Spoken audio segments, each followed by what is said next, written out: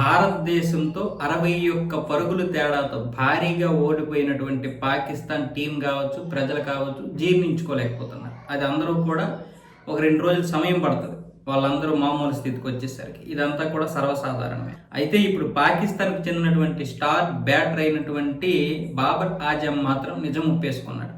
మేమైతే మాత్రం ఈ యొక్క ఓటమిని జీర్ణించుకోలేకపోతున్నాం. పాకిస్తాన్ ప్రజలు పడుతున్నటువంటి బాధకి, ఆవేదనకి, వాళ్ళ కోపానికి మేమందరం తెగ బాధపడిపోతున్నాం. ముఖ్యంగా భారతదేశంతో ఓడిపోవడం అనేది మాకు ఎప్పటికీ కూడా జీర్ణించుకోలేనటువంటి విషయం.